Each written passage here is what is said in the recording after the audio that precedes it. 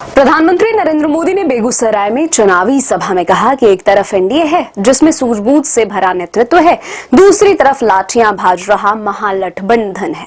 ये लोग कैमरे पर आकर कुछ भी बोले लेकिन पीठ पीछे एक दूसरे की खाल खींच रहे हैं। इस महागठबंधन में अटक दल है, लटक दल है, भटक दल है, झटक दल है और पटक दल है।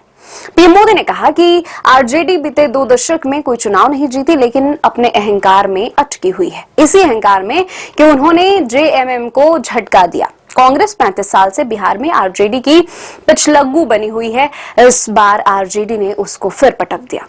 इन लोगों ने वीआईपी को भी झटका दिया और लेफ्ट के जो दल हैं उनको लटका दिया है। उन्होंने कहा कि आपने हमेशा मोदी पर भरोसा किया, नीतीश कुमार को आशीर्वाद बरसाया। आपका यही विश्वास विकास को विकास के नए दौर की तरफ ले जा रहा है। उन्होंने कहा कि हमने जंगल राज को सुशासन में बदला, अब सुशासन को समृद्धि में बदलने का समय है। मैं बिहार की समृद्धि के लिए आप सभी का आशीर्वाद लेने आया हूं। पीएम मोदी ने कहा कि एनडीए सरकार के लिए विकास सबसे बड़ी प्राथमिकता है। हम जानते हैं जब औद्योगिकरण होगा तो नौकरियां आएंगी, इसलिए हमने सबसे पहले बिहार को जंगल राज से मुक्त किया। जब बिहार में कानून राज लौटा तो उद्योगों के लिए भी माहौल बना। 2014 में डबल इंजन की सरकार बनने के बाद इसे और गति मिली।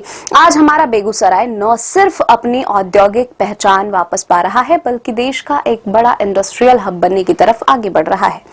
आरजेडी और कांग्रेस तो खुद ही अपने आप में एक समस्या है।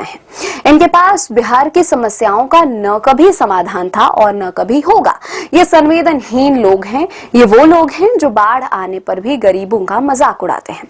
जंगल राज वालों ने सिर्फ अपने बेटे बेटियों का भविष्य बनाया और बिहार के नौजवानों के भविष्य को बर्बाद कर दिया। ये बात बेगूसराय में हर घर जानता है, हर कोई महसूस करता है।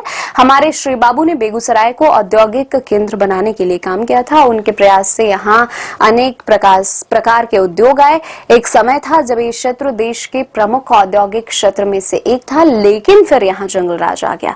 धौंस, धमकी और डर का वो काला दौर जिसने बिहार के उद्योगों पर ताले लगा दिए, फैक्ट्रियों को बंद कर दिया, निवेशक भाग गए। ये ताले फैक्ट्री पर नहीं, आपके भविष्य पर लगे थे। जंगल राज ने सिर्फ कुछ फैक्ट्रियां बंद नहीं की बल्कि बिहार के नौजवानों के भविष्य को अधर में लटका दिया था।